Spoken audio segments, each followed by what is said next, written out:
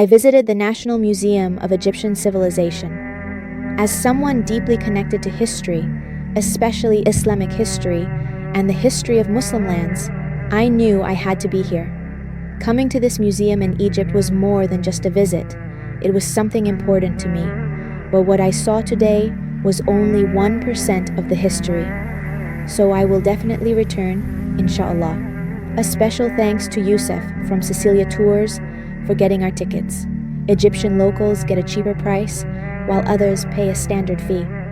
It's always good to go with someone Egyptian. These are the ancient Egyptian clothes worn by women, and I instantly loved them, especially because they're in my favorite color, blue. These are knives used by the Egyptians thousands of years ago, and these are agricultural tools that were used to plow the land. This is ancient Egyptian bread. Some of it hasn't changed and is still eaten today. Since the time of Prophet Yusuf, عليه السلام, wheat and bread have been a central part of Egyptian life. This is an ancient ruler used by Egyptians to measure the gigantic bricks they used for building structures that still stand today. This is handwritten hieroglyphics on Egyptian papyrus paper.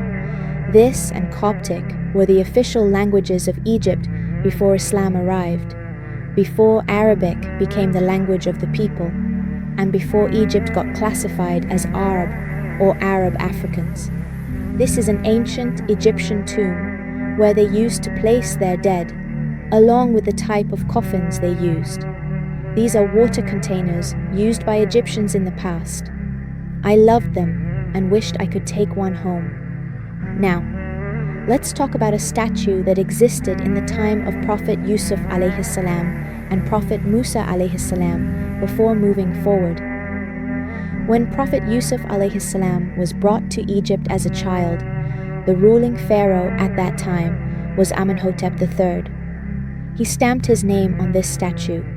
But later, when Ramses II, the pharaoh from the time of Prophet Musa alayhi salam, came into power, he stole this statue and claimed it as his own.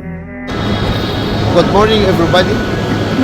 Today we are on the Civilization Museum in Cairo with completely Sphinx. Has 3 different names. Inside it's called cartouche or khartouche. The first khartouche in front of you here, it was written already to be for Amenhotep III. And the time of the Middle Kingdom was the time of Sayyidina Yusuf alayhi salam. The second one here was written already by another different cartouche from New Kingdom for King Ramses II, who's sitting in his throne 67 years. So we still have already his cartouche here, but originally the statue here has many different cartouches, as you see here on the base of the statue and the Sphinx. The first one for Amenhotep. The second one for Ramses II. So Amenhotep was from Nabi Yusuf. Middle Kingdom already, but Ramses II is New Kingdom here. Okay. And we still have already the hieroglyphic inscription for the name of Ramses II in front of you here. The cartouches that you will see here, Ramses II already was stolen this one from King Amenhotep III. Because already when you're looking for the art of this one, it's not charved letters the same like the one that you saw on the chest already of the Sphinx. So this one is the original from the time of Nabi Yusuf. And this one was from the Fir'aun of Nabi Musa. Ramses II, the New Kingdom. And it was written already to be Nisupeti Sa-Ra. It's meaning the king of lower and upper, the son of the sun, with 2 cartouches for King Ramses II. So Ramses II stole this here. Yeah, stole this one from Middle Kingdom with King Amenhotep II. So he stole the statue from the other king. And this is not the only statue that he stole. He stole already a collection for the Sphinx like this one, and he put his name, his cartouche on the black basalt Sphinx like. But it's not his. Not him. This is ancient Egyptian jewelry and makeup. Here, you can see a clothing belt, bangles, and accessories that were used in the past. This is known as the oldest clock in the world. It told the time using the shadow of the sun. This is how ancient Egyptians carried things on their heads, and surprisingly, some Egyptians today still do this.